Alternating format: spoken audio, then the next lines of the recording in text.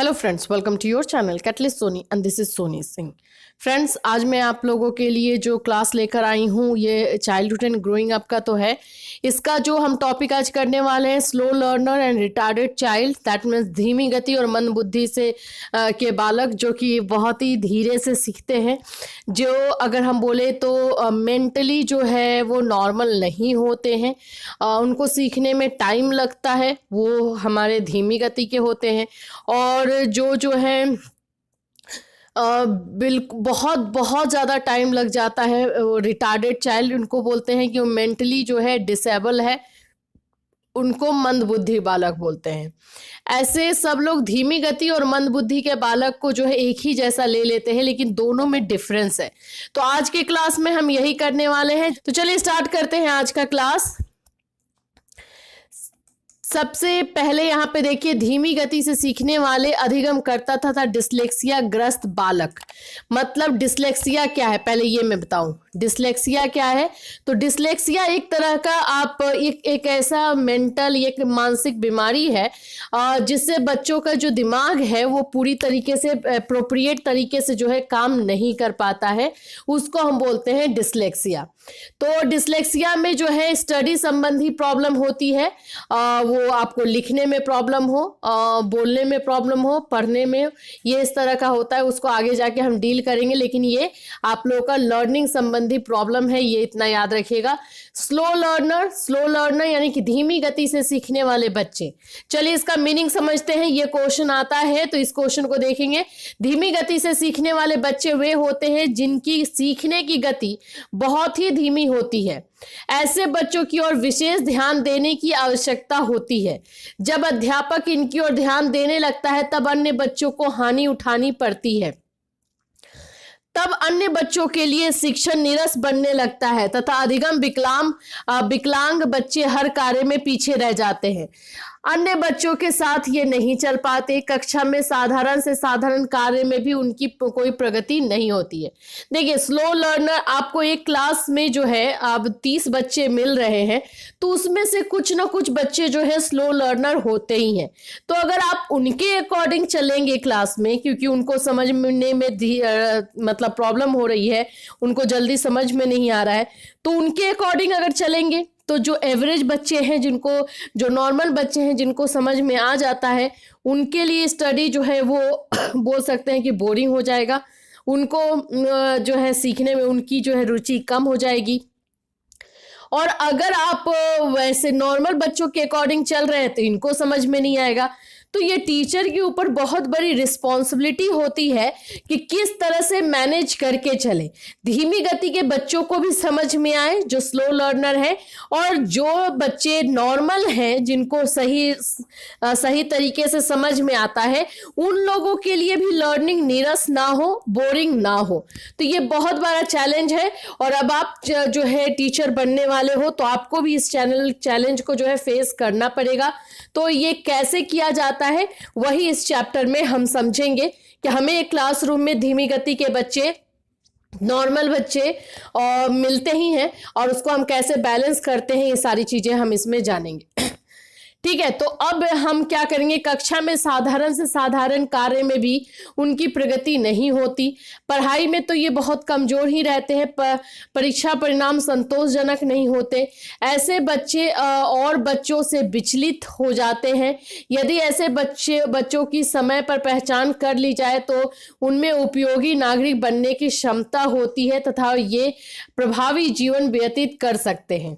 देखिए, ये प्रॉब्लम तो इनमें मानसिक प्रॉब्लम होती है, इनको सीखने में प्रॉब्लम, थोड़ा सा धीरे चलते हैं, ये बात सही है।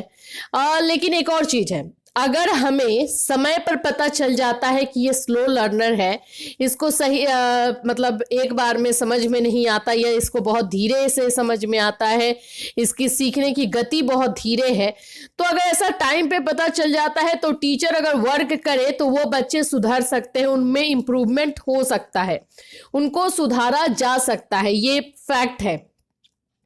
तो ऐसे बच्चों को सुधारने के लिए क्या करना चाहिए और कैसे क्लास में बैलेंस करना चाहिए, आइए जानते हैं। अभी हमने धीमी गति के बच्चों को समझ लिया कि उनको सीखने में प्रॉब्लम होती है, उनके सीखने की गति बहुत ही धीमी होती है, इसीलिए उनको धीमी गति के बच्चे बोलते हैं। अब डिसलेक्सिया क्या है? डिसलेक्सिया ग्रस्त बालक वे होते हैं जिनमें लिखे गए शब्दों को पहचानने तथा समझने में कठिनाई महसूस होती है। जो हम शब्द लिखते हैं ना, देखिए डिसलेक्सिया का मैं आपको बताती हूँ। डिसलेक्सिया का मतलब होता है जो शब्द लिखा हुआ है उसको उनको पहचानने में और समझने में। जैसे कि मान लीजिए यहाँ पे लिखा हुआ है डी, ठीक है, तो वो डी को जो है बी पढ़ेंगे। यहाँ लिखा है सी, सी को जो है वो उनके दिमाग में जो चले ई पढ़ेंगे। तो इस तरह से उनको समझने में और शब्दों को पहचानने में और समझने में कठिनाई महसूस होती है। उनका पठन कार्य काफी धीमा होता है, उनमें पठन, लेखन तथा गिनती संबंधी अधिगम कठिनाई होती है। इससे बच्चों के पठन स्तर तथा बौद्धिक स्तर में एक अंतराल पैदा हो जाता है। देखिए ऐसे बच्चों, डिसलेक्सिया ग्रस्त बच्चे यानी धीमी गति के स्लो लर्नर होते हैं, उनको सबसे, अगर डिसलेक्सिया जो है ना सीटेट और टेट का फेवरेट टॉपिक है। तो डिसलेक्सिया का मतलब होता है, डिसलेक्सिया का मतलब क्या होता है? तो डिसलेक्सिया का मतलब होता है कि बच्चों को जो है समझ पढ़ने में प्रॉब्लम होती है, उसको हम डिसलेक्सिया बोलते हैं। ये लर्निंग का ही एक पार्ट है। तो बच्चों को जो है जो लेटर, जो सेंटेंस, जो वर्ड लिखे रहते हैं उनको समझने में प्रॉब्लम होती है, उसमें उनको समस्या आती है और इनकी सीखने की गति भी काफ़ी धीमी होती है। उसे हम डिसलेक्सिया ग्रस्त बालक बोलते हैं। ये एक तरह की बीमारी है जो कि बच्चों को होती है। धीमी गति से सीखने वाले तथा डिसलेक्सिया ग्रस्त बच्चों की विशेषताएं। स्लो लर्नर बोलिए या फिर बोलिए कि आप डिसलेक्सिया चिल्ड्रन जो है उनको क्या, उनकी विशेषता क्या होती है, उनमें क्या क्या जो है चीजें होती है। सबसे पहले इनमें मानसिक केंद्रीकरण यानी मेंटल कंसंट्रेशन कम होता है, फोकस बहुत कम होता है, फोकस जल्दी नहीं कर पाते हैं और ज्यादा देर तक भी फोकस नहीं कर सकते हैं। दूसरा, ऐसे बच्चों में शब्द भंडार भी सीमित होता है, जो वोकेबुलरी होती है उनकी वो बहुत कम होती है। देखिए वर्ड्स को वो कब बोल पाएंगे, कब सेंटेंस फॉर्म कर पाएंगे? जब उनके पास वोकेबुलरी होगी। और वोकेबुलरी कब होगी? जब वो वर्ड्स को समझेंगे, लर्न करेंगे तभी तो ये सारी लर्निंग वाला प्रॉब्लम तो उनमें ऑलरेडी है, तो उनकी वोकेबुलरी तो कम होगी। सामान्य बच्चों की अपेक्षा उनकी वोकेबुलरी तो कम हो जाएगी, तो उनकी शब्दकोश बोलिए, शब्द भंडार बोलिए या वोकेबुलरी बोलिए वो कम होता है। उनका ध्यान विस्तार भी कम होता है, मतलब कि जो मैं आपको बोल रही थी, फोकस जो है ज्यादा टाइम तक वो नहीं कर पाते हैं। मेंटल कंसंट्रेशन, मानसिक केंद्रीकरण तो कम होता है, साथ में अगर मानसिक केंद्रीकरण मान लीजिए हो भी गया तो ज्यादा लंबे टाइम तक नहीं बैठ सकते हैं, ये एक प्रॉब्लम है उनका। ज्यादा लंबे टाइम तक उनको बैठाइएगा तो प्रॉब्लम हो जाती है। ये बच्चे मानसिक कार्य की अपेक्षा शारीरिक कार्य अधिक अच्छी तरह से कर सकते हैं। हाँ, मेंटली थोड़ा सा उनको प्रॉब्लम होता है, लेकिन फिजिकली जो है बहुत अच्छा काम करते हैं। फिजिकली उनको कोई प्रॉब्लम नहीं होता। इसका कहने का मतलब है कि स्लो लर्नर, धीमी गति से सीखने वाले बच्चे या डिसलेक्सिया वाले बच्चे, जरूरी नहीं है कि उनका मानसिक स्थिति खराब है तो शारीरिक भी हो। इवन शारीरिक स्थिति उनकी और भी अच्छी होती है और वो अवॉइड करते हैं काम, जो दिमाग से करने वाला काम होता है ना, जिसमें दिमाग यूज किया जाता है, वो सारे काम को वो अवॉइड करते हैं। वो चाहते हैं कि जितना फिजिकल काम उनको मिले वही अच्छा है।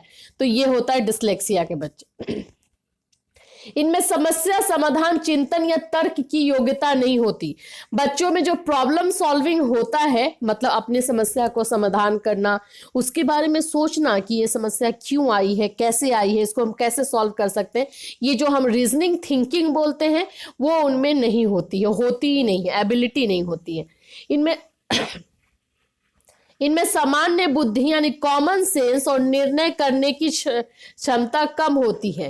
कॉमन सेंस कम होता है, डिसीजन मेकिंग नहीं होता है।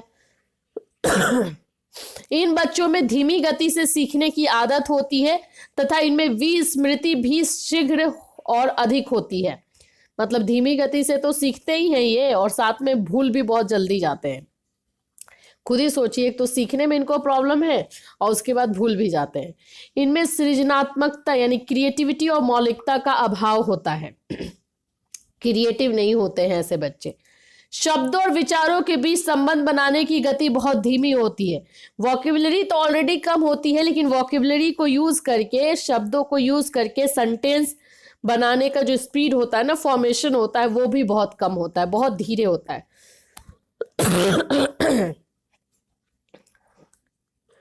नई परिस्थितियों में परिचित तत्वों को ढूंढने में भी असमर्थ होते हैं। जैसे कि हम अगर नए सिचुएशन में जाते हैं तो हम लोग क्या करेंगे, हम सिचुएशन से डील करेंगे कि सिचुएशन में क्या क्या प्रॉब्लम आ रही है, क्या क्या चीज़ें उसमें ज़रूरी है। कोई भी, हर कोई जो है नए नए सिचुएशन में जाता है। जैसे आप नए कॉलेज में एडमिशन ले रहे हो तो वहाँ का पूरा इन्वायरमेंट आपके लिए अलग हो गया, टीचर्स अलग है, स्टूडेंट्स अलग है, तो आप उसको फेस करोगे, उसे सॉल्व भी करोगे। तो ऐसे बच्चे जो है असमर्थ होते हैं, वो नए सिचुएशन में अपने आप को ढाल नहीं पाते हैं। ये तो हुआ इनकी 10 जो हैं विशेषताएं जो कॉमन है। रोस्टर ने जो है ऐसे बच्चों के लिए अलग से अपनी विशेषताएं बताई है।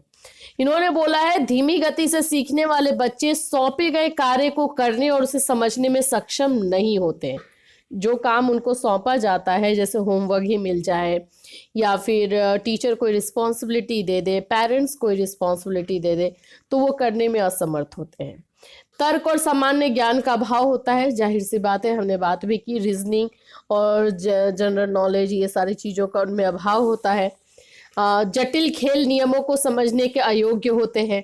जो कॉम्प्लेक्स वाले जो गेम्स होते हैं, वो उनको नियम को समझना इनके लिए थोड़ा सा डिफिकल्ट होता है। स्वतंत्र रूप से कार्य करने के अयोग्य होते हैं। अगर उनको फ्रीली अपने बल पे अगर कोई काम करने दिया जाता है तो वो नहीं कर पाते हैं। ये शीघ्र ही असमंजस की स्थिति में आ जाते हैं। इनका माइंड जो है हमेशा कंफ्यूजन में रहता है।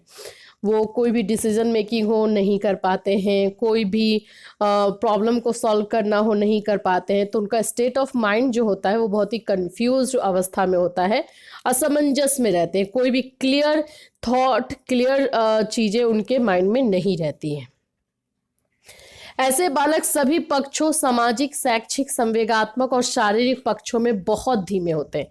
अब ऐसा है कि ये तो रोस्टर ने बोला है, वैसे कॉमन ये में हमने ये देखा कि जो बच्चे मानसिक तौर पे वीक होते हैं वो शारीरिक तौर पे वीक हो, ये ज़रूरी नहीं है।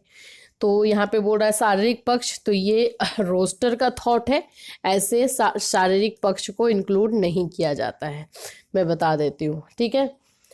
ऐसे बालक खेल के नियमों का उल्लंघन तो कर सकते हैं, लेकिन इसका उनके ज्ञान नहीं होता।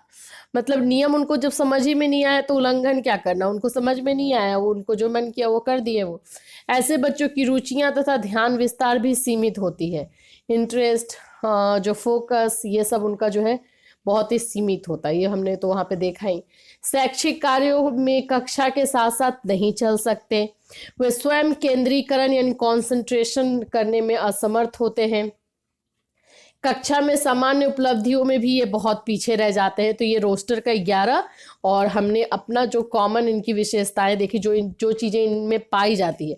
अब देखिए, अब आप लोग सोचोगे कि मैम इसको हम इतने पॉइंट्स कैसे कर लेंगे, तो देखिए इसको करने का बहुत आसान तरीका है। चाइल्डहुड एंड ग्रोइंग अप एक ऐसा सब्जेक्ट है जिसको आप रियल लाइफ से कनेक्ट करके चलोगे ना तो ईजिली सारी चीज़ें आपके दिमाग में क्लियर होते जाएंगी। अब यहाँ पे हमने बात किया स्लो लर्नर का। मैं बताऊं, आप अपने आसपास में ढूंढोगे तो आपको 2 से 4 स्लो लर्नर मिल ही जाएंगे। ये जितनी खूबियां बताई गई हैं, जितने कैरेक्टरिस्टिक बताए गए हैं, आपके आसपास में कुछ ना कुछ बच्चे होंगे, उनमें फाइंड आउट कीजिए, उसमें ढूंढने का कोशिश कीजिए। अगर वो मिल जाता है तो वो इंसान आपके सामने हमेशा रहेगा ही। और स्लो लर्नर का एग्जाम्पल, जीता जागता एग्जाम्पल आपके सामने रहेगा, तो इसका थॉट एकदम कॉन्सेप्ट जो है पूरी तरीके से आपके सामने क्लियर रहेगा। और ये मिल ही जाएगा आपको, अपने घर में नहीं मिले, पड़ोसियों के घर में मिले, आसपास के लोगों में मिले, लेकिन ये स्लो लर्नर आपको आसपास में मिल ही जाएंगे, जिनको जल्दी बात समझ में नहीं आती है, बहुत ही धीरे समझते हैं और समझने में उनको प्रॉब्लम होता है, डिसीजन नहीं बना सकते हैं, अपना प्रॉब्लम अपनी समस्याएं सॉल्व नहीं कर सकते हैं। ये सारी चीजें, ये सारे गुण जो है उनमें पाए जाए।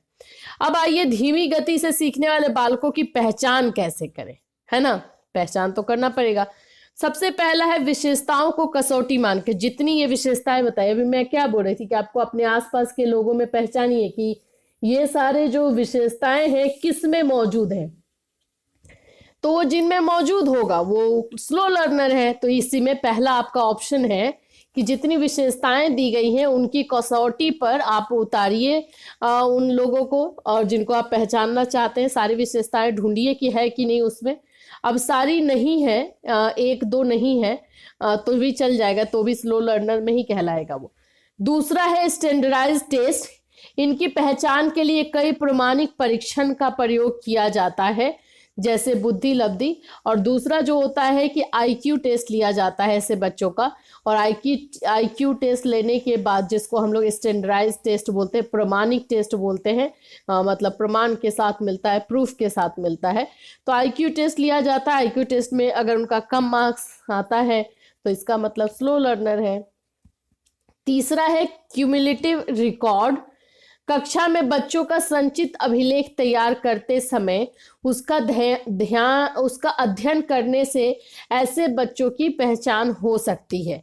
अतः संचित अभिलेख में बच्चों की उपलब्धियां, शारीरिक मानसिक स्वास्थ्य तथा सामाजिक समायोजन का अभिलेख रखा जाता है।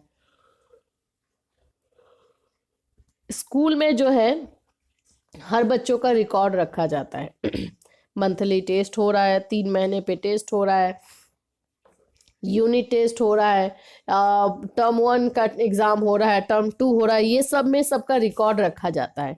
तो उन रिकॉर्ड को अगर अच्छी तरीके से बैठ करके हम चेक करें तो हमें पता चल जाएगा कि कौन स्लो लर्नर है, किसको सही से समझ में नहीं आया, और उसका जो है वो सीरीज बना रहेगा कि इसमें भी कम है, आगे वाले टेस्ट में भी कम है, आगे के आगे टेस्ट में सब में कम कम रहेगा, तो हम पहचान लेंगे। मतलब रिकॉर्ड को, जो क्यूमुलेटिव रिकॉर्ड है, जो कि संचित, जो स्टोर करके रिकॉर्ड रखा गया है, उसके आधार पर हम फाइंड आउट कर सकते हैं स्लो लर्नर को, राइट। चलिए 4 नंबर ऑब्जर्वेशन। ये तो ऑब्जर्वेशन आप खुद भी कर सकते हो, ऑब्जर्वेशन कर सकते हो, अवलोकन कर सकते हो। आपके आसपास में ऐसे बच्चे हैं, ऐसा इंसान है या नहीं, उसको आप ऑब्जर्व करके फाइंड आउट कर सकते हो कि वो स्लो लर्नर है कि नहीं।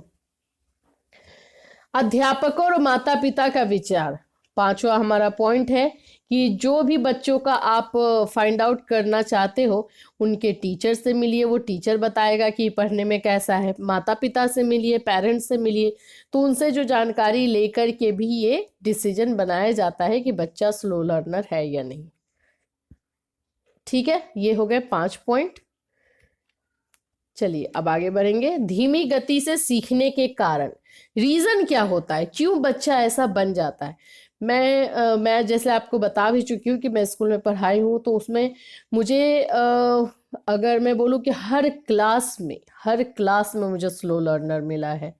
हर क्लास में ऐसे बच्चे थे जिनको जल्दी समझ में नहीं आता था, और उनके लिए अलग से व्यवस्था की जाती थी, क्योंकि अब उनके अकॉर्डिंग अगर हम क्लासरूम में चलेंगे तो फिर बाकी बच्चे पीछे हो जाएंगे, बाकी बच्चे के हिसाब से चलते थे तो वो पीछे हो जाते थे। तो हर क्लास में 4-5 बच्चे होते ही होते हैं ऐसा। रीज़न क्या है, तो पहला रीज़न तो फिजिकल कॉजेस, शारीरिक कारण होता है। कई बार अपने शारीरिक दोषों के कारण बच्चों के सीखने की गति धीमी हो जाती है। वे सामान्य बालकों की तरह कार्य नहीं कर सकते, जैसे अक्सर बीमार रहना, दृष्टि संबंधी दोष, सुनने के दोष, बोलने में दोष, मस्तिष्क पर चोट लगना, शरीर का कोई अंग भंग होना। इन दोषों के कारण बच्चों में हीन भावनाएं पैदा होने लगती है और वो कक्षा से दूर दूर रहने लगते हैं। उसके परिणाम स्वरूप वे कक्षा में हर काम में पिछड़ जाते हैं।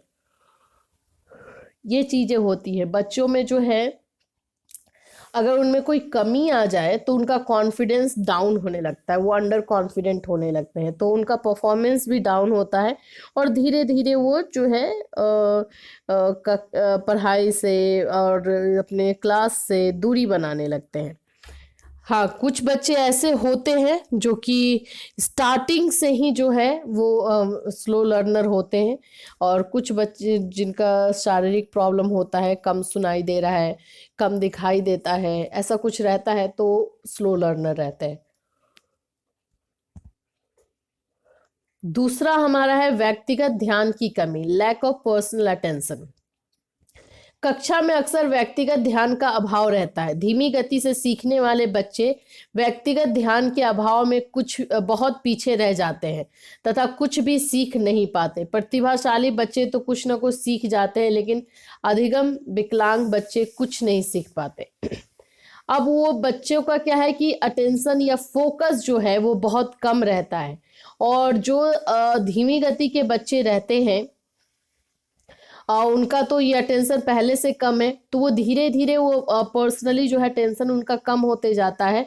और प्रतिभाशाली बच्चों का तो है कि वो खुद सीख जाता है, लेकिन हमारे जो धीमी गति से सीखने वाले बच्चे हैं उनका अधिगम जो है या फिर जो बोल सकते हो कि थोड़ा सा उनको प्रॉब्लम है, तो वो नहीं सीख पाते हैं। एक चीज मैं आपको बताऊं, यहाँ पे जब अभी आप इसका नोट्स बनाइएगा धीमी गति से सीखने वाले बच्चों के कारण, तो इसको इस तरह से एक डेटा बनाइएगा, एक चार्ट इस तरह से बना दीजिएगा, ऐसे कर लीजिएगा। एक नंबर में लिखिएगा शारीरिक कारण, फिजिकल। दूसरा नंबर आप यहाँ पे दीजिए, दूसरा में लिखिए व्यक्तिगत, यानी कि व्यक्तिगत ध्यान की कमी लिख सकते हैं पूरा। अभी मेरे पास इतना जगह नहीं है तो मैं इसको लिखूंगी lack of personal attention, LP। ठीक है। तीसरा में आप लिखेंगे ऐसे बना करके बुद्धि का अभाव, लैक ऑफ इंटेलिजेंस, LI। इसी तरह से पूरा जितना पॉइंट्स इसमें दिया हुआ है वो सारे पॉइंट्स को जो है आप इस तरह से चार्ट पे बना करके फिर डील कीजिएगा। तो ये चार्ट वोट जब हम बना देते हैं ना तो उसमें मार्क्स हमें अच्छा आता है। तो नोट्स बनाते टाइम में भी ये ध्यान दीजिए। जैसे धीमी गति से सीखने का कारण है, कितने पॉइंट्स हैं इसमें? 10 पॉइंट है, राइट। और भी समस्याएं हैं, तो 10 पॉइंट को आप इस पे जो है डील कर दीजिए। 10 पॉइंट्स को पूरा अच्छे से यहाँ पे लिख दीजिए और एक एक करके फिर डील कीजिए। ये अभी मुझे आया क्योंकि अभी कुछ दिन पहले जो है कॉपी करेक्शन के लिए जाना है हम लोग को, तो उसमें मिला है इस तरह से, जो भी मिलता है इस तरह से डेटा बना हुआ रहता है, वो एक बहुत बोल सकते हैं अच्छा इम्प्रेशन देता है। और ऐसा लगता है कि बच्चे को पता है कि उसको जो है किस तरह का फॉर्मेट फॉलो करना है, कुछ क्रिएटिविटी दिखती है आंसर में, ये हो सकता ये है। तो ठीक है, व्यक्तिगत ध्यान की कमी रहती है। फिर उसके बाद होता है लैक ऑफ इंटेलिजेंस, उनके बुद्धि की कमी की वजह से जो है ये स्लो लर्नर बनते हैं। मतलब जितना बुद्धि बाकी बच्चों को, सब तो अलग अलग, कोई भी बच्चा एक दूसरे से समान नहीं होता, इक्वल नहीं होता, सब में कुछ ना कुछ कमियां हैं, कुछ ना कुछ अच्छी चीजें हैं। तो बुद्धि अगर किसी में कम है, इंटेलिजेंस कम है, तो वो बच्चा जो है स्लो लर्नर की कैटेगरी में आने लगता है। विद्यालय का अनुचित वातावरण, सही बात है। हमारा जो नेक्स्ट पॉइंट होगा, स्कूल का एनवायरनमेंट अगर सफिशिएंट नहीं है या फिर अप्रोप्रिएट नहीं है तो बच्चे जो है स्लो लर्नर बन जाते हैं। उनको समझ में नहीं आता है, उनके अंदर की एबिलिटी को डेवलप नहीं किया जाता है, और कहीं ना कहीं वो अंडर कॉन्फिडेंट होते हैं। उनका जो है फोकस हिलने लगता है, फोकस नहीं लगता है। तो इस तरह से स्कूल का एनवायरनमेंट भी इम्पैक्ट डालता है बच्चों का, ये भी एक कारण बन जाता है स्लो लर्नर में। फिर है हमारा कक्षा में अनियमितता। अगर बच्चा रेगुलर क्लास में नहीं आ रहा है, कभी कभी आ रहा है, तो क्लासरूम में क्या करवाया जा रहा है, कौन सा पढ़ाया जा रहा है, उसको तो पता नहीं रहेगा। तो ऑफकोर्स वो फोकस नहीं कर पाएगा, अटेंशन नहीं दे पाएगा, और धीरे धीरे उसका अटेंशन का जो स्पैन होता है, जो अटेंशन जितने देर तक दिया जाता है, वो सारा धीरे हो जाएगा, स्लो हो जाएगा, और धीरे धीरे वो अटेंशन खत्म ही हो जाएगा। 6 नंबर है माता पिता का दृष्टिकोण। ऑफकोर्स पेरेंट्स का एटीट्यूड भी मायने रखता है। अगर पेरेंट्स अपने बच्चों पे ध्यान नहीं देते हैं तो बच्चा पिछड़ा तो होगा ही, पढ़ने में उसका ध्यान कम लगेगा ही, और उसको कोई देखने वाला, कोई बोलने वाला, कोई गाइड करने वाला नहीं रहेगा, तो धीरे धीरे बच्चे में ये कमी बढ़ती जाती है। 6 नंबर। 7 है प्रॉब्लम ऑफ ट्रांसफर। बच्चों के ऐसा देखा जाता है कि कुछ पेरेंट्स का ट्रांसफर बार बार होते रहता है एक जगह से दूसरे जगह, तो उनका जो है लर्निंग बच्चों का वो प्रभावित होता है, बहुत बुरी तरीके से प्रभावित होता है। आज इस स्कूल में, कल उस स्कूल में, स्कूल का एनवायरनमेंट चेंज हो रहा है, फ्रेंड्स चेंज हो रहे हैं, टीचर्स चेंज हो रहे हैं, तो इससे ये भी बच्चों को स्लो लर्नर बनाने में एक रीजन है। 8 नंबर है संवेगात्मक कारण, यानी कि इमोशनल कॉजेज। कई परिस्थितियों में बच्चों की संवेगात्मक स्थिति भी उन्हें धीमी गति से सीखने वाला बना देती है। क्रोध, चिंता, भय, व्याकुलता, उदासीनता, सुस्ती आदि संवेगात्मक कारकों के परिणाम स्वरूप ऐसे बच्चे शिक्षा के क्षेत्र में पीछे रह जाते हैं। कुछ बच्चे बहुत गुस्सा करते हैं, कुछ बहुत टेंशन में रहते हैं, कुछ बहुत डरते हैं, तो ऐसे बच्चों का जो रीजन होता है, ऐसे बच्चों का जो है इन सारे कारणों की वजह से बच्चे जो है स्टडी में काफी पीछे रह जाते हैं और फिर धीरे धीरे वो धीमी गति में कन्वर्ट हो जाते हैं। पारिवारिक झगड़े, फैमिली डिस्प्यूट्स।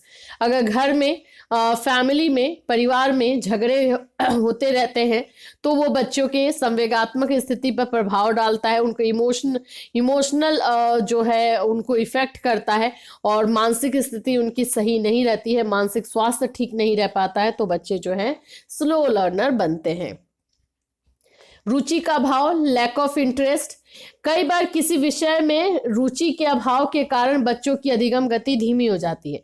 बहुत सारा ऐसा रीजन होता है कि बच्चों को जो है मैथ्स नहीं पसंद, तो मैथ्स नहीं पसंद तो उसमें उनका इंटरेस्ट कम है, तो उनका इंटरेस्ट कम है तो धीरे धीरे उसमें और इंटरेस्ट कम होगा, कम होते होते वो स्लो लर्नर में बन जाएंगे, उनको समझ में बिल्कुल नहीं आएगा, अटेंशन उनका नहीं लगेगा, तो ये भी एक रीजन होता है स्लो लर्नर बनने में। तो ये रहे धीमी गति से सीखने वाले बच्चों का जो है रीजन, जो 10 रीजन था जिसको जो मैं बताई आपको कैसे लिखना है। समस्याएं, एक्चुअली में बच्चों को कौन कौन से प्रॉब्लम्स को फेस करने पड़ते हैं, तो सामाजिक समस्या, अब जो स्लो लर्नर है उसे प्रॉब्लम्स को फेस तो करना पड़ेगा, तो जो सामाजिक समस्याएं हैं उसमें सबसे पहले वे समाज में स्वयं को समायोजित नहीं कर पाते, सोसाइटी में अपने आप को एडजस्ट नहीं कर पाते हैं, क्योंकि वो खुद में उनका कॉन्फिडेंस जो है नहीं रहता है, अंडर कॉन्फिडेंट फील करते हैं, तो समाज में जाने के बाद वो अपने आप को बहुत ही हीन भावना से देखते हैं और खुद ही अंडर कॉन्फिडेंस होने की वजह से वो सोसाइटी में एडजस्ट नहीं कर पाते हैं। दूसरा है वे स्वयं को हर क्षेत्र में असफल मानते हैं, अंडर कॉन्फिडेंस होने की वजह से, उनमें आत्मविश्वास नहीं होने की वजह से वो जो है हर जगह पे अपने आप को जो है फेलियर ही समझते हैं, उन्हें ऐसा लगता है कि कहीं पे भी उनको सक्सेस नहीं मिलेगा, वो तो फेल होंगे ही, तो ये अपने ऊपर विश्वास नहीं होने की वजह से होता है। उनमें हीन भावना विकसित होती है, अपने आप को हमेशा हर किसी से जो है नीचे देखते हैं। मित्रों की संख्या कम होती है क्योंकि वो जो है खुद में ही रहते हैं, ज्यादा सोसाइटी के साथ जो है इंटरेक्ट नहीं कर पाते हैं, तो फ्रेंड्स भी उनके कम रहते हैं। अपराध प्रवृत्ति उत्पन्न होती है, इसी तरह से अकेले रहना, चुप रहना, अपने सारी बातों को अंदर रखना और कहीं ना कहीं वो सारी चीजें जो है उनके अंदर स्टोर होती जाती है, तो इसलिए ये ऐसे बच्चों की जो है गलत रास्ते पे जाने के चांसेस बहुत रहते हैं।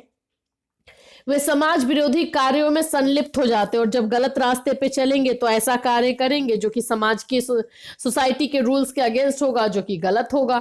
वे समाज से अलग रहने लगते हैं, शैक्षिक दृष्टि से अन्य बच्चों के साथ चलना इनके लिए असंभव सा हो जाता है, क्योंकि वो स्लो लर्नर हैं, तो धीरे धीरे इतना पीछे चले जाते हैं कि वो बाकी बच्चों के साथ जो है स्टडी करना या फिर शिक्षा लेना उनके लिए नामुमकिन सा हो जाता है। मानसिक समस्या, ये तो हुए क्या सोशल समस्या है। अब हम देखते हैं मानसिक समस्याएं क्या है। ऐसे बच्चों की बुद्धि सामान्य बच्चों से कम होती है, जो इनका आईक्यू होता है वो बाकी बच्चों से कम होता है। ध्यान विस्तार भी कम बुद्धि के कारण कम ही होता है, जो फोकस करना होता है वो लंबे समय तक के लिए नहीं हो पाता।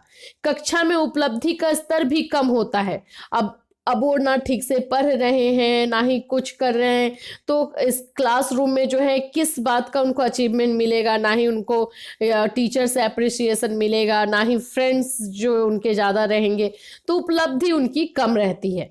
निरंतर असफलताओं के कारण उनमें हीन भावना पैदा हो जाती है, दिमागी तौर पे वो बहुत ही वीक हो जाते हैं और अपने आप को हमेशा नीचे देखने लगते हैं।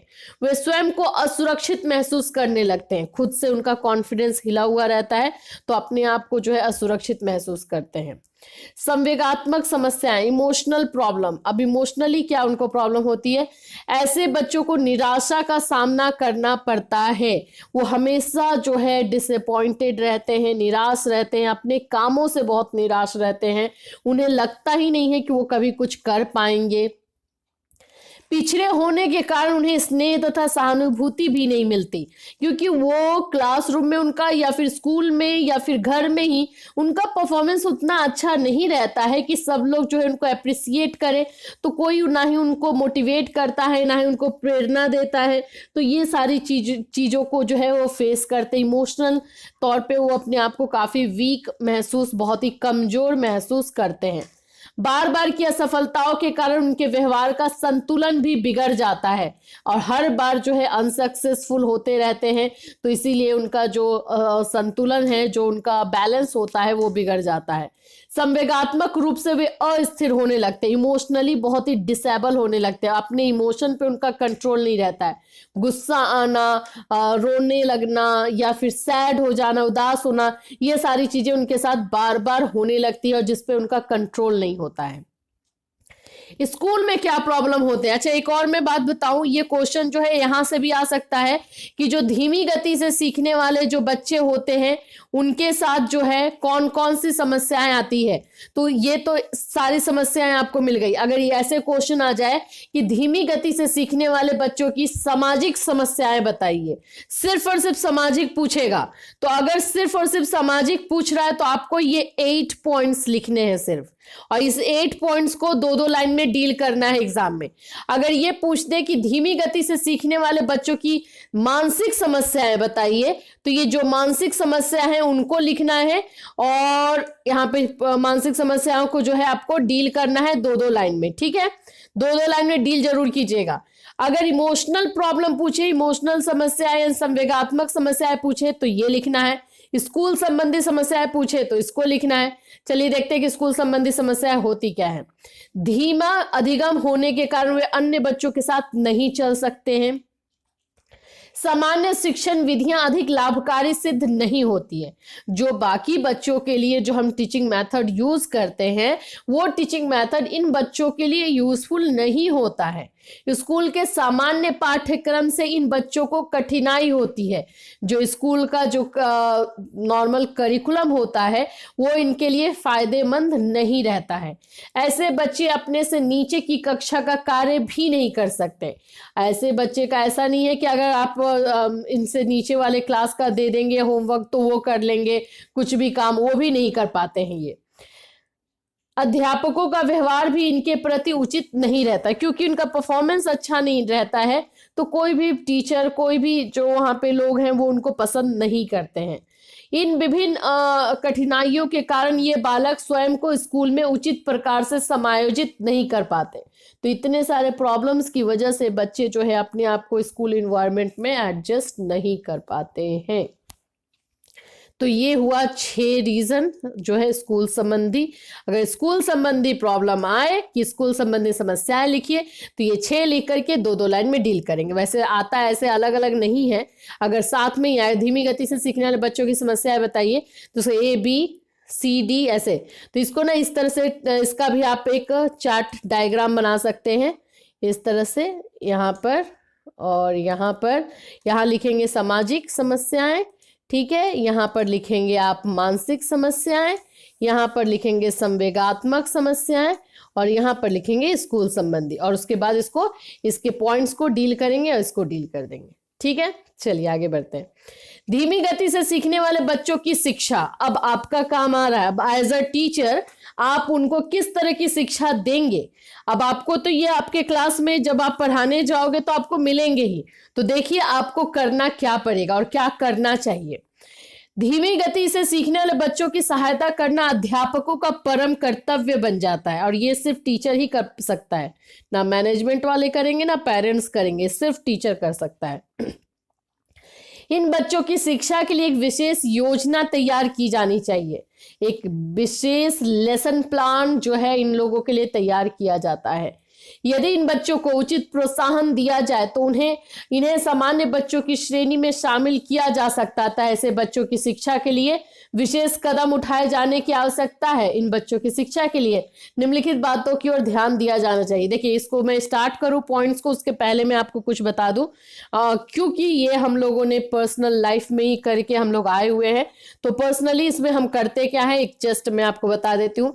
ऐसे बच्चों को, जब आपको एक क्लास में जा रहे हो तो उसमें से कुछ बच्चे ऐसे मिलेंगे ही, तो 3 से 4 बच्चे आपको ऐसे मिल ही जाते हैं। अब आप इसको पहले फाइंड आउट कैसे करोगे, ये आपने देख लिया, कैसे पहचानना जाता है, तो बच्चे को आपने पहचान लिया। अब ये जो 4 बच्चे आपको मिल गए हैं एक क्लास में, इन लोगों को जो है अलग से पहले तो आपको वर्गीकृत करना है कि ये बच्चे मिले, तो ये 4 आपने फाइंड आउट कर लिया। उसके बाद इन 4 बच्चों को जो है अलग से एक रिमेडियल क्लास दिया जाता है। उस रिमेडियल क्लास में इन लोगों को बेसिक समझाया जाता है, क्योंकि ऐसे बच्चों जो है धीरे धीरे समझते हैं। ऐसा नहीं कि समझते ही नहीं है, समझते हैं, लेकिन इनका समझने की गति जो होती है वो कम होती है। इसीलिए ऐसे बच्चों को जो है रिमेडियल क्लास दिया जाता है। उस रिमेडियल क्लास में इन लोगों को धीरे धीरे समझाया जाता है जैसे ये समझते हैं। उसके लिए टीचिंग मेथड अलग यूज होता है, उसके लिए अलग से प्लानिंग करते हैं कि ऐसे बच्चों को हम कैसे समझा सकते हैं, और अलग क्लासरूम दे करके फिर आप देखेंगे, अगर आप 1 महीने तक ऐसा कर रहे हैं, जो चीजें हम क्लासरूम में पढ़ा रहे हैं वो चीजें हम अलग से इन 4 बच्चों को समझाते हैं, फिर इनका बेस देखते हैं कहाँ पे वीक है, तो वो सब हम अगर करते हैं तो 1 महीने के बाद ऐसा देखा हुआ है, ये फैक्ट है। 1 महीने के बाद ये बच्चे 4 में से 1 बच्चा कम से कम जो है ऐसा निकलेगा ही जो कि आपको नॉर्मल क्लास में जाने लायक होगा, और वो नॉर्मल क्लास में उसको पढ़ा सकते हैं। उस बच्चे को आप नॉर्मल क्लास में पढ़ा सकते हैं और बाकी बच्चों के साथ अब वो मैचअप कर सकता है। अब उसके अंदर कॉन्फिडेंस आ चुका होता है, अब वो अपने आप को ना स्लो लर्नर समझता है और वो अपने आप को किसी से कम नहीं समझता। फिर 1 महीना और चलाइए, अब यहाँ पे बच्चे आपके पास गए 3, अब 1 महीना और उसी तरह से चलाइए, देखिए वो बच्चे की संख्या 2 हो जाएगी, एक और बच्चा जो है नॉर्मल क्लास में चला जाएगा। फिर 1 महीना चलाइए, वो 1 हो जाएंगे। इसी तरह से चारों के चारों बच्चों पे अगर आप काम करें तो वो चारों के चारों बच्चे जो हैं वो सही नॉर्मल हो सकते हैं और होते हैं, और फिर उनको नॉर्मल क्लास में पढ़ाया जाता है, फिर उनमें कोई प्रॉब्लम नहीं आती। इवन बाकी बच्चों से अच्छा मार्क्स लाने लगते हैं वो और अच्छे तरीके से पढ़ने लगते हैं। तो ये फैक्ट है, ये प्रूव इस तरह से किया जाता है। आगे देखते हैं कि अगर हम लिखना है तो कैसे लिखते हैं। अलग वर्गीकरण करना, सेपरेट क्लासिफिकेशन, सबसे पहले तो आपको फाइंड आउट करना पड़ता है, अलग उनको करना पड़ता है। इस प्रकार के अधिगम द्वारा विकलांग बालकों को, विकलांग बोला जा रहा है मतलब दिमागी तौर पे बालक, वर्गीकृत किया जाना आवश्यक है। ऐसा इसलिए आवश्यक है ताकि इन्हें विशेष पाठ्यक्रम द्वारा शिक्षा प्रदान किया जा सके। इस वर्ग के बच्चों के लिए विशेष कक्षाओं का निर्माण भी किया जाना चाहिए। विशेष कक्षाओं का निर्माण करते समय इन बातों की ओर ध्यान दिया जाना अति आवश्यक है। देखिए, विशेष कक्षा यानी कि वही रिमेडियल क्लास है, अलग से उनको जो है क्लास दिया जाता है, विशेष कक्षा उसको बोला जा रहा है यहाँ पे। कक्षा में बच्चों की संख्या कम हो, अब 4 मिले हैं, अब 30 में से आपको थोड़ी ना कि 20 मिल जाएंगे, 4 मिले हैं, उसमें कम बच्चे की संख्या हो। छोटी कक्षा के लिए कक्षा का आकार भी उतना ही छोटा होना चाहिए। इस प्रकार की छोटी कक्षाओं में विद्यार्थियों का समायोजन उचित होता है, इनमें हीन भावना का भी विकास नहीं होता, क्योंकि वहां पे बच्चे कम रहते हैं। तो टीचर का भी होता है कि वो सारे बच्चों को ध्यान से समझ पा रहा है और बच्चे भी टीचर को समझ पाते हैं, और वो बच्चे जो है अपने आप को हीन भावना में नहीं देखते हैं कि अरे मैं इससे कम हूँ। वो तो उनको ऐसा लगता है कि सब हम जो चारों के चारों यहाँ बैठे हैं सभी के सभी एक ही जैसे हैं, फिर वो मन पड़ते हैं, मतलब बोल सकते हैं नॉर्मल होके वो लगते हैं। दूसरा है विशेष शिक्षण विधियां, जो मैं आपको बताई हूँ। स्पेशल टीचिंग मेथड इसमें यूज करते हैं, वो वाला मेथड नहीं चलता है कि आए फिर एक्सप्लेन किए, एक्सप्लेन करने के बाद जो है बोर्ड पे लिखे, बोर्ड से बच्चे राइट इट डाउन कर लिए, नहीं। इसमें इन लोगों के लिए अलग अलग टीचिंग मेथड यूज किया जाता है और इन लोगों को आराम से धीरे से बैठा करके समझाना, पहले उनको समझाना, फिर टॉपिक स्टार्ट करना, टीचिंग मटेरियल यूज करना, उनको समझाने के लिए टीचिंग मटेरियल यूज करना। तो इन लोगों के लिए टीचिंग मेथड जो है चेंज करना पड़ता है, स्पेशल टीचिंग मेथड यूज करना पड़ता है। यह तो निश्चित है कि धीमी गति से सीखने वाले बच्चे सभी प्रकार की शिक्षण विधियों से नहीं सीख सकते। उनके लिए विशेष शिक्षण विधि का चयन करना आवश्यक है। उनके लिए ऐसी शिक्षण विधि होनी चाहिए जो धीमी हो, जो स्लो हो, राइट। हर बात की विस्तार से सरल तथा सरल भाषा में व्याख्या की जानी चाहिए और जो एक्सप्लेनेशन हो बहुत ही इजी लैंग्वेज में हो और बहुत ही जो है डिटेल से जो है एक्सप्लेनेशन हो। धीमी गति से सीखने वाले बच्चे अभ्यास अधिक चाहते हैं तो उनको प्रैक्टिस ज्यादा करवाना पड़ता है। अतः शिक्षण विधियों का चयन बच्चों की धीमी गति के अनुसार ही करना चाहिए। विशेष पाठ्यक्रम यानी स्पेशल करिकुलम, इनके लिए अलग करिकुलम यूज करना पड़ता है। अब आप सोचेंगे कि करिकुलम कैसे अलग होगा, तो हाँ, क्योंकि ऐसे बच्चों का जब हम क्लास बनाते हैं तो हम ये भी देखते हैं कि इन बच्चों का बेसिक भी जो है वीक होता है।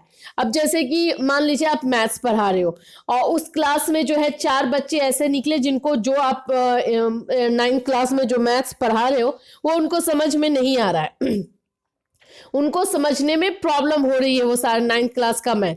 तो आप उसको चारों बच्चों को सेपरेट करते हो कि हाँ भाई ये रिमेडियल क्लास में जाएंगे, ये स्लो लर्नर है।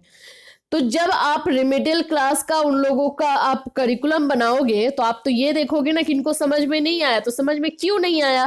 क्योंकि इसके पहले वाला जो मैथ्स है, जो मैथ्स इस पे डिपेंड कर रहा है, वो भी इनको नहीं पता है। तो उनके लिए करिकुलम जो बनाया जाता है, बेसिक करिकुलम बनाया जाता है और बेसिक करिकुलम से स्टार्ट करके जो जिस भी क्लास के वो बच्चे हैं वहां तक के करिकुलम को जोड़ा जाता है। इस तरह से जो है करिकुलम, स्पेशल करिकुलम इन लोगों के लिए बनाया जाता है।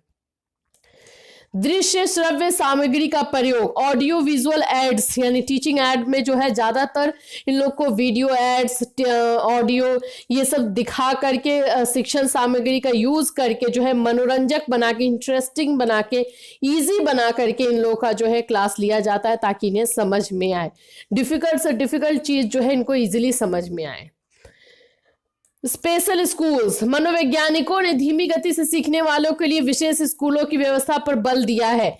ऐसे स्कूलों में ऐसे विद्यार्थियों की आवश्यकताओं को पूरा किया जा सकता है, उन्हें प्रोत्साहित किया जा सकता है। इन स्कूलों में ये बच्चे स्वयं को अधिक सुरक्षित महसूस करेंगे, उनमें आत्मविश्वास पैदा होता है। इस सुझाव का एक दूसरा पहलू यह भी है कि अलग स्कूलों में इन बच्चों को पढ़ाने से वे दूसरे बच्चों से सीख नहीं पाएंगे। एक्चुअली ये बोला गया था स्पेशल स्कूल का, लेकिन इसको मान्यता नहीं मिली। इसको मान्यता इसलिए नहीं मिली कि जब ऐसे बच्चों का हम अलग स्कूल ही खोल देंगे तो बाकी नॉर्मल बच्चों की तरह ये कैसे बिहेव करेंगे। नॉर्मल बच्चे एक्चुअली में कैसे बिहेव करते हैं या फिर वो कैसे सीखते हैं, ये बात तो इनको पता ही नहीं चल पाएगा, तो फिर उनसे वो नहीं सीख पाएंगे। इसीलिए इस चीज की जो है मान्यता नहीं मिली है। वैसे ये स्पेशल स्कूल का जो है एडवाइस जितने हमारे फिलोसफर्स हैं, साइकोलॉजिस्ट हैं, उन्होंने दिया था। व्यक्तिगत ध्यान देना, लेकिन आपको लिखना है, पॉइंट्स में आप लिखना है। व्यक्तिगत ध्यान देना, इंडिविजुअल अटेंशन। अधिगम विकलांग बालकों की दुर्बलता की ओर ध्यान देते हुए उनकी ओर व्यक्तिगत ध्यान देना अतिआवश्यक है। जब हम उनको रिमेडियल क्लास में रखते हैं तो ऑफ कोर्स उन पे इंडिविजुअली हम ध्यान दे पाते हैं, क्योंकि बच्चों की संख्या भी कम होती है और उनके प्रॉब्लम को हमें समझना भी होता है। और जब तक हम उन पे पर्सनली ध्यान नहीं देंगे तो उनको समझाना डिफिकल्ट है। तो इसलिए व्यक्तिगत ध्यान देना ये भी हमारा काम है। निर्देशन की व्यवस्था, प्रोविजन ऑफ गाइडेंस। ये बालक अधिक शिक्षा प्राप्त नहीं कर सकते, अतः उनके भविष्य के लिए इन्हें शैक्षिक और व्यावसायिक निर्देशन की आवश्यकता रहती है। इन बच्चों को किसी हस्त कार्य में कोई प्रशिक्षण दिया जाना चाहिए। उन्हें उनकी रुचि, अभिरुचि, योग्यता तथा क्षमताओं के अनुसार निर्देशन दिया जाना चाहिए।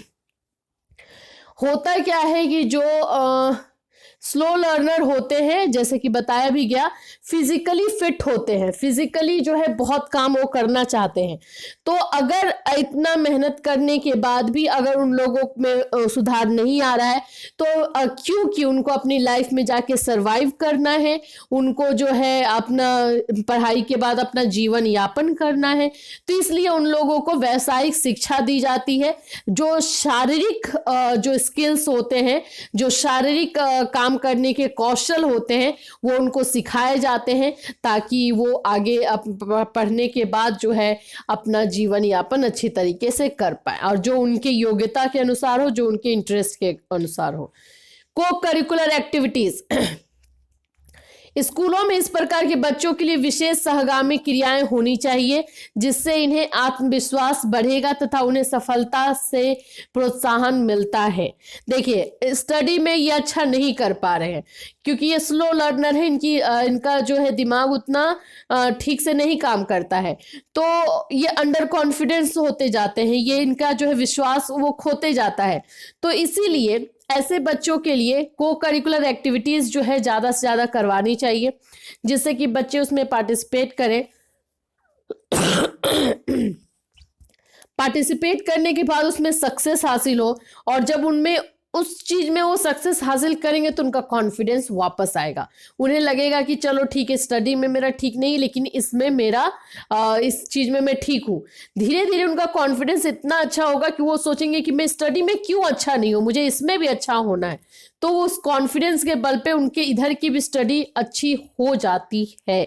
ऐसा फैक्ट है, ऐसा होता है। 9 नंबर है अध्यापकों का सहानुभूतिपूर्ण व्यवहार, जो कि होता नहीं है। जितने टीचर्स होते हैं उन लोगों का ऐसा बिहेवियर होना चाहिए जो कि बच्चों को मोटिवेट करे, ना कि डीमोटिवेट करे, उनको प्रोत्साहित करे। तो ये चीजें हमें स्कूल में देना चाहिए। कारण ढूंढना, 10th नंबर है कि अगर बच्चा स्लो लर्नर बन चुका है तो क्यों बना है, पहले उसका रीजन ढूंढना पड़ेगा। बिना रीजन के जो है उसके प्रॉब्लम को आप सॉल्व नहीं कर पाएंगे। तो ये 10 जो है सॉल्यूशन है जो कि आप कर सकते हैं बच्चों को सुधारने के लिए। और भी है, जैसे कि है 11वां है कि वातावरण में परिवर्तन। जैसे हम जानते हैं कि सीखने के लिए लर्निंग इन्वायरमेंट भी बहुत ज़रूरी है। अगर हमें लर्निंग इन्वायरमेंट यानी कि हमें सीखने का पर्यावरण, वातावरण सही तरीके का नहीं मिलता है, तो हमारे अंदर जो है लर्निंग सही तरीके से नहीं हो पाता है। तो ऐसा ट्राई करते हैं कि वातावरण को चेंज करके, इन्वायरमेंट को चेंज करके देखते हैं कि बच्चों में कुछ फायदा हो रहा है या नहीं। 12th नंबर है examine promotion system for slow learner. Slow learner के लिए जो है 2 बार एग्जाम रखने की ये सुझाव जो है दिया गया था कि उनको जो है बार बार एग्जामिन किया जाए, एग्जामिन करके देखा जाए कि उनमें सुधार आ रहा है या नहीं।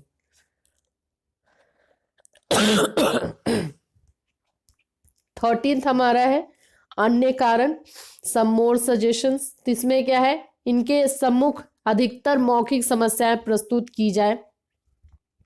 ओरल जो प्रॉब्लम होती है, जिनको ये बातों से समझा सकते हैं, सुलझा सकते हैं, वो सारे प्रॉब्लम जो है रखी जाए, जिससे वो ट्राई करे उसको सुलझाने का।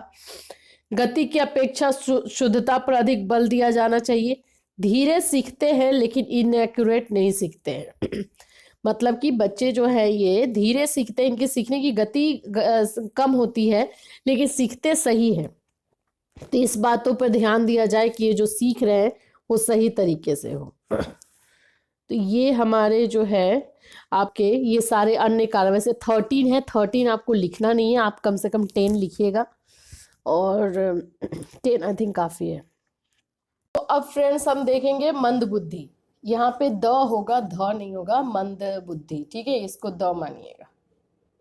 चलिए, मंद बुद्धि बालक क्या होते हैं उनके बारे में अभी आपने जो जाना है वो स्लो लर्नर है। स्लो लर्नर यानी कि धीमी गति से सीखने वाले बच्चे। जो धीमी गति से सीखने वाले बच्चे होते हैं उनमें तो इम्प्रूवमेंट हो सकता है आप ट्राई करें तो, लेकिन मंद बुद्धि बच्चे जो है उनसे एक स्टेप आगे होते हैं और उनको थोड़ा सा फाइंड आउट करना आपके लिए इजी होगा, लेकिन उनको सुधारना, उनमें इम्प्रूवमेंट लाना थोड़ा डिफिकल्ट होता है कंपेयर टू स्लो लर्नर। चलिए आइए देखते हैं इनको ये होते क्या है। मीनिंग यहाँ लिखा हुआ है, कुछ बालक मानसिक रूप से उप सामान्य, सब नॉर्मल होते हैं। ऐसे उप सामान्य बालक शिक्षा में अध्यापक के शिक्षा कार्य को समझने में असमर्थ होते हैं या आसानी से समझ नहीं पाते। ऐसे बालकों को मंदबुद्धि बच्चों की श्रेणी में रखा जाता है। यह एक वैज्ञानिक तथ्य है कि ऐसे बालकों की ओर विशेष ध्यान देने की आवश्यकता होती है। जैसे अगर हम लोग कैटेगरी बनाए ना तो ये नॉर्मल बच्चे हैं, ठीक है, ये बच्चे स्लो लर्नर हैं, ठीक है, स्लो लर्नर। इनसे एक स्टेप आगे जो होते हैं मंदबुद्धि होते हैं, ये इनको और बहुत धीरे समझ में आता है या फिर बोले समझ में ही नहीं आता है, तो ये इनको हैंडल करना थोड़ा डिफिकल्ट है। इसीलिए साइंस में ये बोला गया है कि जो स्लो लर्नर होते हैं उन पे ज़्यादा ध्यान देने की आवश्यकता होती है। बालकों की उनकी बुद्धि लब्धि इंटेलिजेंस क्वोशेंट के आधार पर ही वर्गीकृत किया जाता है। जो आईक्यू, ये इनको निकालने, इनको फाइंड आउट करने के लिए आईक्यू ही टेस्ट होता है, आईक्यू टेस्ट होता है, उसमें पता चलता है कि ये बच्चे जो हैं मंदबुद्धि हैं। टर्मन के अनुसार, अच्छा इंग्लिश में इसको रिटार्डेड बोलते हैं, रिटार्डेड, ठीक है, इंग्लिश में क्या बोलते हैं, रिटार्डेड।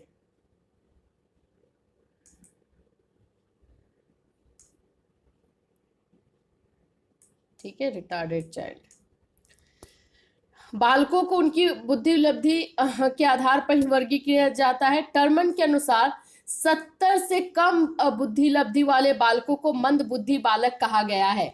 ऐसे बालक किसी भी शारीरिक तथा मानसिक रोग के कारण मंद बुद्धि का प्रदर्शन करते हैं और अपने आयु के स्तर के अनुसार किसी कार्य को करने में असमर्थ होते हैं। इस दोष का परिणाम यह होता है कि उनमें कई प्रकार की हीन ग्रंथियां यानी इंफीरियरिटी कॉम्प्लेक्स हो जाती है।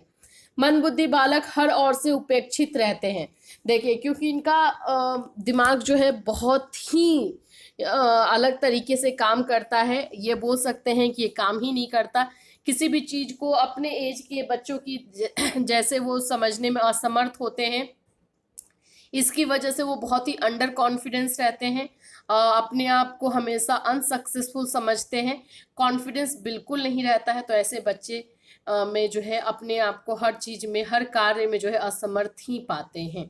मंदबुद्धि बालक हर ओर से उपेक्षित हो रहते हैं, मतलब टीचर की तरफ से, पेरेंट्स की तरफ से अपने आप को नेग्लेक्टेड फील करते हैं, क्योंकि वो अच्छा परफॉर्म ही नहीं करते, कोई उन पर ध्यान ही नहीं देता है।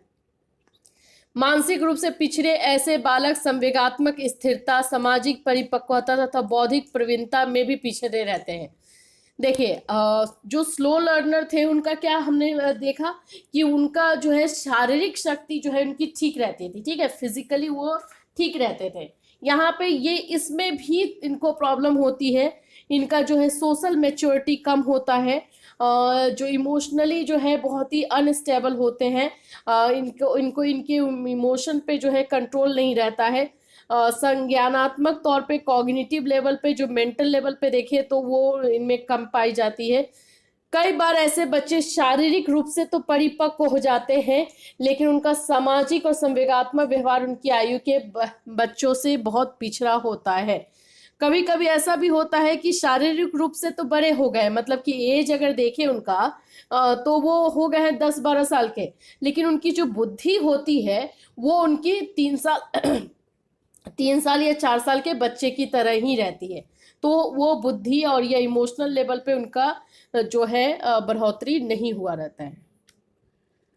देखिए, आइजेंक ने बोला है, तो आइजेंक के अनुसार आप लिख देंगे कि मानसिक मंद बुद्धि लब्धता क्या होता है। यहाँ पे पेज ने बोला है, इनका स्टेटमेंट है, इनको हम चेंज नहीं कर सकते हैं, इनको उसी तरह से आपको लिखना है।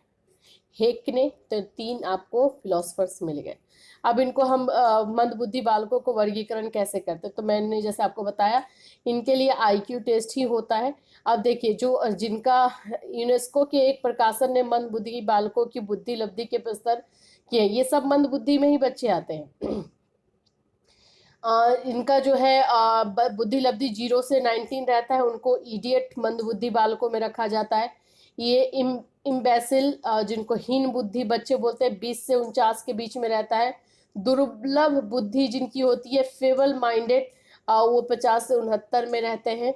जो मंद तथा पिछड़ा रहते हैं डल और बैकवर्ड रहते हैं 70 से 80। तो ये सारे के सारे मंद बुद्धि बच्चों के ही प्रकार हैं। इसमें सबसे जो वीक प्रकार है आपको ये 1 नंबर दिख रहा होगा, जिनकी बुद्धि लब्धि यानी कि IQ भी 0 भी हो सकता है, 0 हो सकता है, 5 हो सकता है, मतलब 0 से 19 के बीच में ही रहेगा तो इडियट कहलाते हैं या जर कहलाते हैं। हीन बुद्धि यानी कि 20 से 49 के बीच में, दुर्लभ बुद्धि यानी कि 50 से 69 के बीच में, और जो सबसे मतलब पिछड़ा हुआ जो मंद बुद्धि जिसको बोलते हैं वो डल एंड बैकवर्ड, जिसका 70 से 80 के बीच में। मंद बुद्धि बालकों की विशेषताएं, अधिगम की गति स्लो होती है, अधिगम की धीमी गति होती है। मानसिक रूप से मंद बुद्धि बालकों के अधिगम की गति बहुत ही धीमी हो रहती है। स्लो लर्नर की अपेक्षा भी कम होती है, ठीक है। इसे तीव्र करना असंभव है। जैसे कि स्लो लर्नर में क्या था कि उनको ठीक किया जा सकता है, उसमें सुधार लाया जा सकता है, लेकिन इनमें नहीं लाया जा सकता है। शारीरिक हीनता, बहुत बार इनमें फिजिकल इंफीरियोरिटी भी होती है, शारीरिक तौर पे भी ये फिट नहीं होते हैं compare to slow learner. Slow learner में ये दिखा गया है ना कि उनका दिमाग अगर कमजोर है तो फिजिकली फिट होते हैं और फिजिकली काम में ही ज़्यादा इंटरेस्ट भी लेते हैं वो, लेकिन इनका ऐसा नहीं, इनको फिजिकली भी ये ज़्यादा फिट नहीं रहते हैं। संवेगात्मक अस्थिरता यानी इमोशनली अनस्टेबल होते हैं, इनको अपने इमोशन के ऊपर कंट्रोल नहीं होता है, ना ही अपने गुस्से पे, ना ही इनको अपने रोने पे, किसी चीज़ पे इनको कंट्रोल नहीं होता है। चौथा है हमारा अपूर्ण और दोषपूर्ण शब्दावली। अब जैसे कि स्लो लर्नर का था तो बहुत सीमित उनकी शब्दावली थी ना, शब्द भंडार था। इन लोगों का बिल्कुल गलत होता है, होता ही नहीं है, या फिर बिल्कुल इनकम्प्लीट डिफेक्टिव दोषपूर्ण होता है। सीमित रुचियां, लिमिटेड इंटरेस्ट, इनका जो इंटरेस्ट होता है, जिनकी रुचियां होती है वो बहुत ही कम होती है। लघु अवधान विस्तृति, मतलब कि शॉर्ट अटेंशन स्पैन, जैसे उन लोगों का स्लो लर्नर का थोड़ा होता भी है तो इनका बिल्कुल ही कम होता है। अटेंशन तो होता नहीं है, लेकिन अगर होगा भी तो बहुत कम टाइम के लिए होता है। मौलिकता का अभाव, लैक ऑफ ओरिजिनलिटी, इन बालकों में मौलिकता का अभाव रहता है, अर्थात वे अपने स्वयं के चिंतन के अभाव में कोई कार्य नहीं कर पाते। मतलब किसी भी टॉपिक पर अगर सोचना हो, उसको डिटेल से उसके बारे में गहन अध्ययन करना हो, तो ये सब चीज़ इनसे नहीं हो सकता है। सामान्यकरण की योग्यता का अभाव, lack of ability to generalise, मानसिक रूप से मंद बालकों में तथ्यों का सामान्यकरण करने की योग्यता का अभाव रहता है, अर्थात वे किसी स्थिति का निष्कर्ष निकालने के योग्य नहीं रहते हैं। मानसिक रूप से अगर उन्हें कुछ सोचना है, कोई डिसीजन लेना है, किसी भी तरीके का जो है निष्कर्ष निकालना है, तो उसके लिए ये योग्य बिल्कुल भी नहीं होते हैं। प्रोत्साहन का अभाव, ऐसे बालकों में प्रायः प्रोत्साहन की कमी रहती है तथा स्कूलों में जाने की रुचि बिल्कुल नहीं होती। इनका झुकाव अनैतिकता और अपराध की ओर ज्यादा रहता है। धीमी विकास गति, ऐसे मंदबुद्धि बालक सामान्य बालकों की अपेक्षा प्रत्येक क्षेत्र में याद रखिएगा, स्लो लर्नर जो है मानसिक क्षेत्र के अलावा बाकी सारे क्षेत्र में अच्छे हो सकते हैं, चांसेस है, लेकिन इनका चांस बहुत कम रहता है। लैक ऑफ एडजस्टमेंट, क्योंकि बहुत ही अंडर कॉन्फिडेंट रहते हैं, ज़्यादा फ्रेंड्स नहीं रहते हैं, तो इनका एडजस्टमेंट जो है वो कम होता है, समायोजन कम हो जाता है। निरंतर अस्वस्थता, मतलब कि हेल्थ की वजह से भी ये जो है बहुत ज़्यादा बीमार रहते हैं, ठीक नहीं रहते हैं, तो ये इनका एक प्रॉब्लम रहता है। अनुपयुक्त व्यक्तित्व, इनएडिक्वेट पर्सनालिटी, ऐसे बालकों का व्यक्तित्व कभी संपूर्ण नहीं हो सकता, उनमें स्वाभाविकता तथा गत्यात्मकता बहुत कम होती है, तो वे अपना स्वयं का निर्णय नहीं ले सकते हैं, ये सारी चीज़ें इनमें होती हैं। दूसरों पर निर्भरता, डिपेंडेंस ऑन अदर्स, क्योंकि ये सेल्फ सफिशिएंट नहीं होते हैं, ना ही अपना डिसीजन ले सकते हैं, ना ही अपना कोई काम कर सकते हैं, तो इसीलिए हमेशा ये जो है दूसरों पे डिपेंडेंट रहते हैं।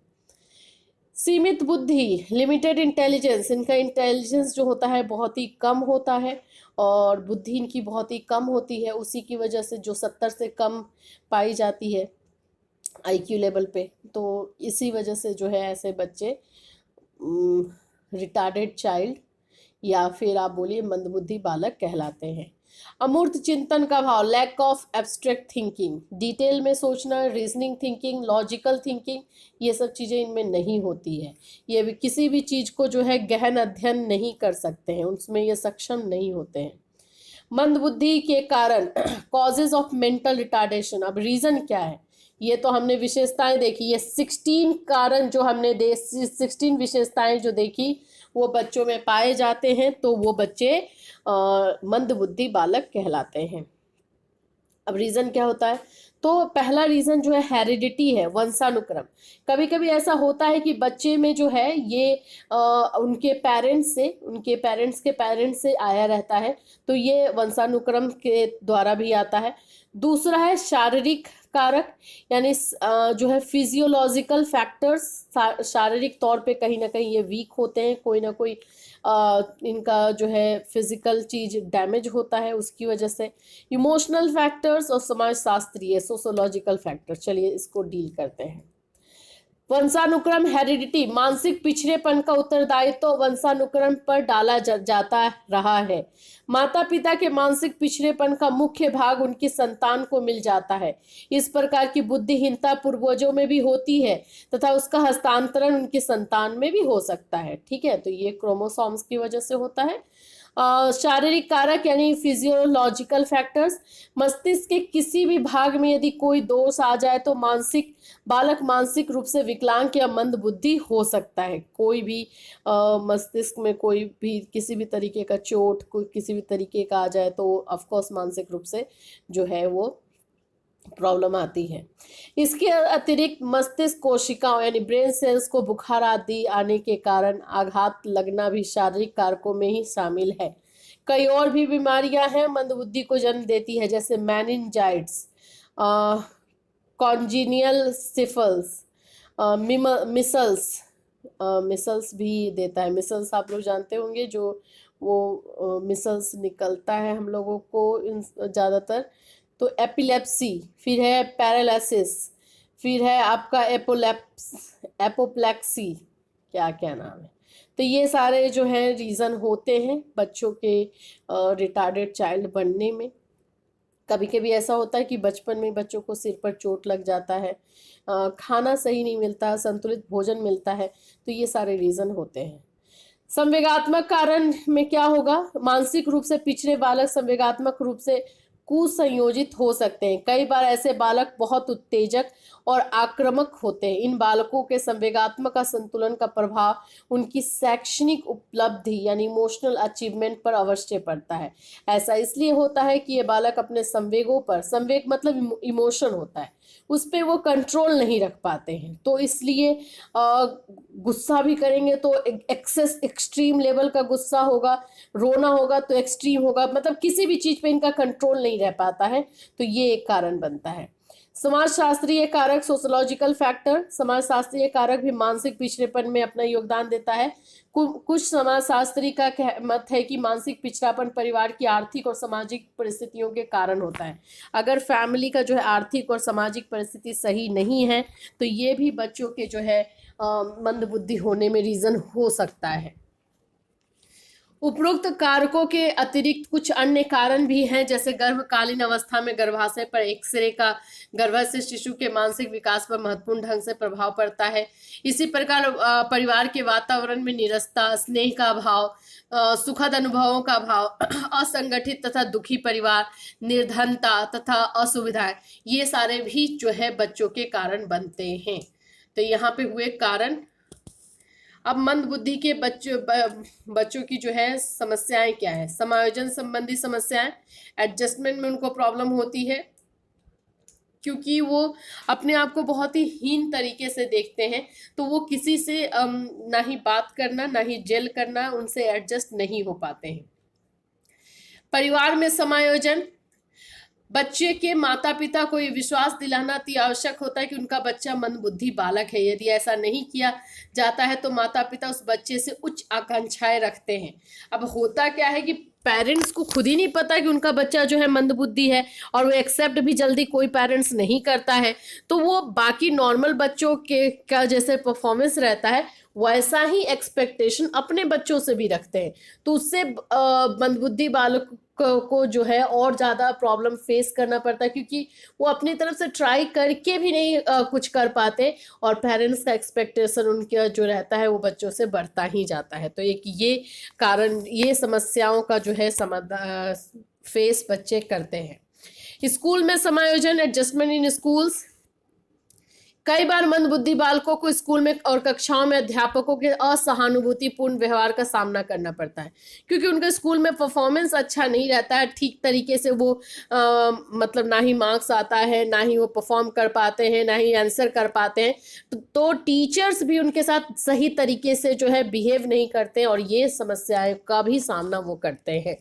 समाज में समायोजन, क्योंकि वो अपने आप को हर क्षेत्र में पीछे समझते हैं, उनको कोई भी जो है पसंद नहीं करता, तो इसलिए वो अंडर कॉन्फिडेंट रहते हैं। तो उनको ऐसा लगता है कि वो समाज में रहने लायक नहीं है, या इस समाज में जो बाकी लोग हैं उनसे ये बहुत ही नीचे है, तो इनका मेल जोल किसी के साथ ज़्यादा हो नहीं पाता है।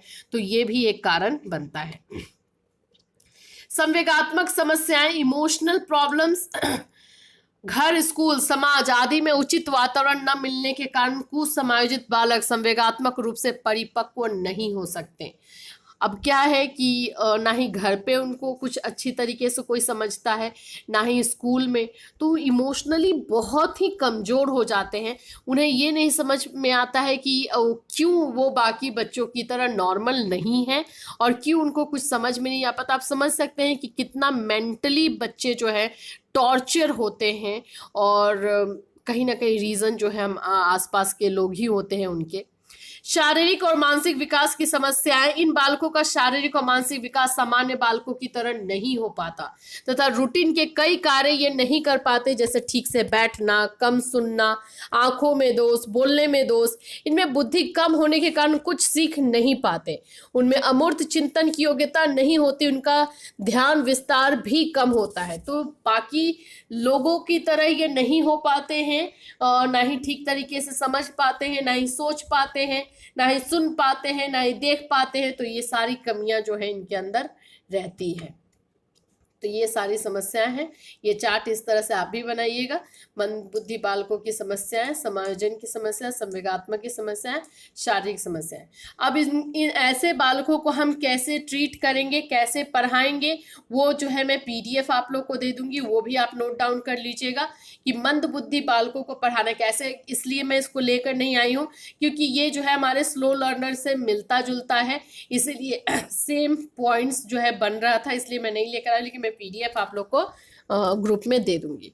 सो फिर मिलेंगे फ्रेंड्स नेक्स्ट क्लास में। Till then have a nice day.